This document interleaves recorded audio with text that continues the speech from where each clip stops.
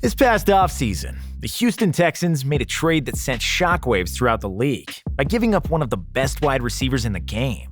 In a trade with the Arizona Cardinals, the Texans sent DeAndre Hopkins and a fourth-round pick in the 2020 NFL Draft in exchange for David Johnson, a second-round pick in the 2020 Draft, and a fourth-round pick in the 2021 Draft. People couldn't believe that Houston was willing to part ways with someone coming off 3 consecutive first-team All-Pro seasons, averaging 105 catches for 1,372 yards and 10 touchdowns in that stretch. Not only did he put up those impressive numbers, but Hopkins played a crucial role in the Texans winning 2 straight AFC South titles, including 4 out of 5 years, dating back to 2015. And the deal made even less sense when considering what they got in return for the star wideout. All the Texans received was an expensive running back past his prime, who was struggling to stay healthy, and a second-round pick as the teams essentially swapped fourth-round picks from different years. In his first comments to the public about why he traded Hopkins away, then Houston general manager and head coach Bill O'Brien said he had 3 years left on his deal,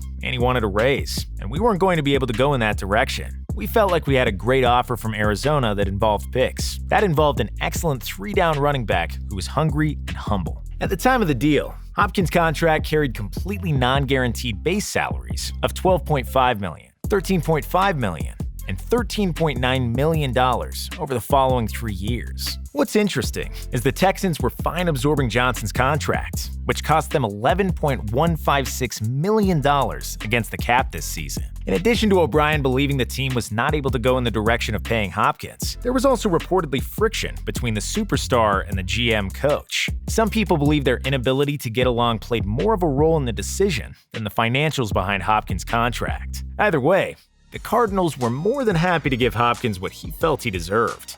Right before the 2020 regular season began, Arizona signed Hopkins to a 2-year, $54.5 million extension that included $42.75 guaranteed at signing and has him under contract with the Cardinals through 2025.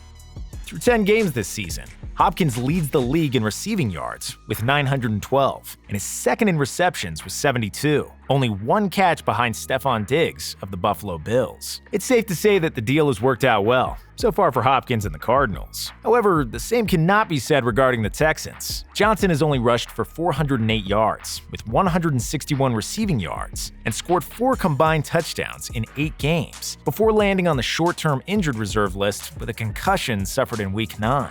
Houston used that second-round pick from the trade to select defensive tackle Ross Blacklock out of TCU with the 40th overall pick in this past year's draft. In 9 games played this season, Blacklock only has 8 total tackles and is yet to record a sack. Pretty underwhelming so far for that high of a pick. Forgetting the ramifications this trade has on the Cardinals and Texans as a whole, it also has major impacts on the development of the young quarterbacks from both teams. Houston got rid of Deshaun Watson's favorite target and then signed him to a 4-year, $160 million extension. It'll be interesting to see if Watson takes a few steps back in his development without being able to throw to one of the best receivers in the game. Kyler Murray, on the other hand, picked up that lethal weapon in Hopkins and is thriving in his second season in the league now. While some quarterbacks experience a sophomore slump, that has not been the case with Murray this season, and the addition of Hopkins has played an integral role in that. With Hopkins under contract through 2025 and Murray in only the second year of his rookie contract, the two's chemistry will continue to grow over the foreseeable future, and their relationship is already off to a great start with the numbers they have put up in under a single season together.